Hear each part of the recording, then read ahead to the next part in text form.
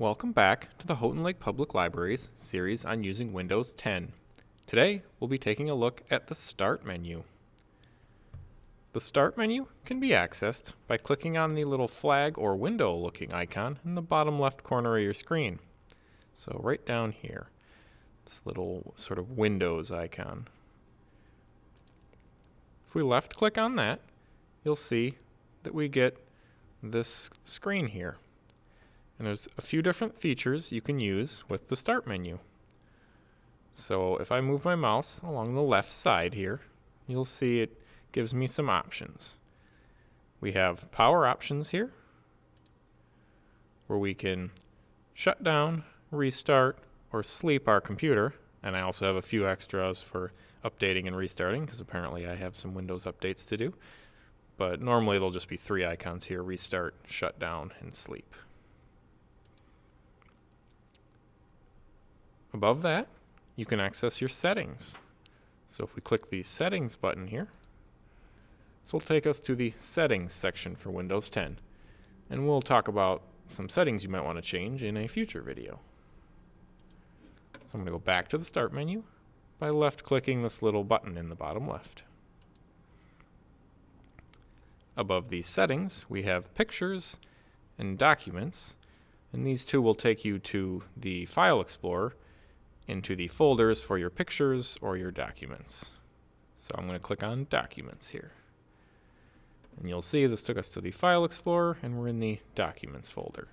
So if you save some, let's say, Word documents or whatever, this will likely take you to the folder you need to find them. Again, I'm going to go back into the Start menu by clicking on this button in the bottom left. Above these two is your user. And from here, if you have multiple people who have different accounts on the computer, you can left click on that and use that to either lock or sign out or change to a different user. Most of you probably only have one user, so you won't really use that feature. If we go to this next section, the middle section here on the Start menu, you'll see a list of all or nearly all of the programs that are installed on your computer. We can scroll through this list by either using the scroll wheel on the mouse. So if you flick down on the scroll wheel that's in the middle of the mouse, or you can click and drag on this little bar right here. And this will show you almost every program that's installed on your computer. So if you install the program and you can't seem to find the icon for it anymore, a good place to look would be the Start menu and go through this little middle menu here until you can find it. Finally, on the right side of the Start menu here is the section for your shortcuts. So here you can see I have only two: Google Chrome and the calculator. If I click on the calculator, it'll open the calculator. If you'd like, you can add additional shortcuts to your Start menu. And you can do this almost anywhere. I'll show you two examples here. So let's say, I'll just pick one at random. We want to add a shortcut for our Adobe Acrobat Reader. I can find this in the Start menu. I can right click on it, and then I can left click on Pin to Start. And you can see Acrobat Reader shows up over here. If you want, you can left click and hold, and then this will allow you to drag the icon around so you can group your shortcuts however you'd like on the Start menu. In addition, if you right click one of your shortcuts on the Start menu, you'll get a list of options. Probably most interesting to you is that you can resize them. Some of them have even bigger options. This one only has two: small or medium.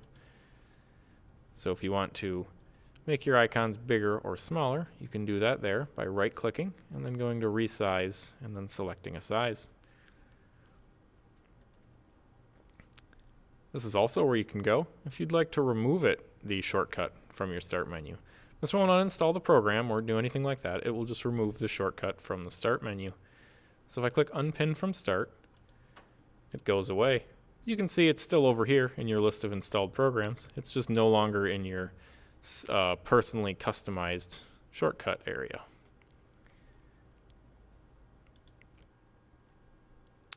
You can also add shortcuts by right-clicking some of your desktop icons. This option won't be available for all programs, so you'll have to play around with it a little bit, but many of them can be added to the Start menu this way.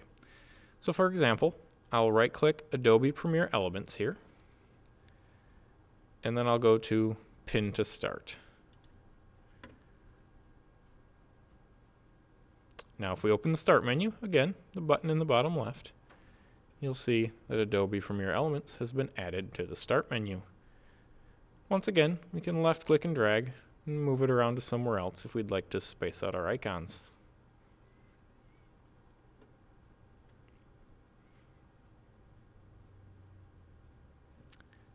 By default, you may notice that your Start menu has a lot of different icons on here. By default, I think it comes with quite a few different shortcuts for different apps and the weather and whatnot. So like we went through before, if you find that a little too busy and you don't use any of those, just go through, right click on them, and do unpin to start, unpin from start, and you can actually clear them all out.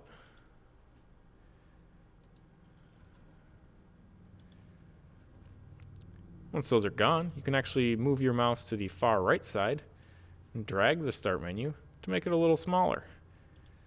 For some people who used to use Windows XP, the smaller condensed version may actually be more what you're used to. And if you want to bring it back, you can drag it back out and pin some more stuff to it so you're back to where you were. And this concludes everything you need to know about the Windows 10 Start menu. In the next video, we'll look through the search bar and a few different tips and tricks you can use with that. Thank you for watching this video on Windows 10 from the Houghton Lake Public Library. If you liked this video, consider giving it a thumbs up or subscribing to be notified for future content. Thank you, and have a great day.